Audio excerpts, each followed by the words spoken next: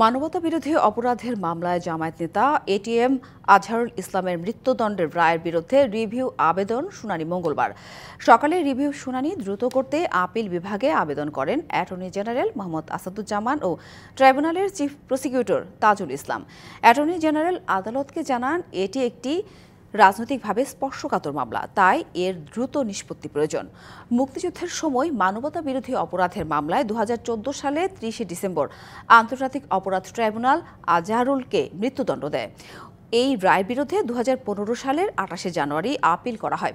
শুনানি শেষে মানবতাবিরোধী অপরাধের মামলায় আজহারুল ইসলামকে মৃত্যুদণ্ড বহাল রেখে 2019 সালের 31 অক্টোবর আপিল বিভাগ রায় দেয়।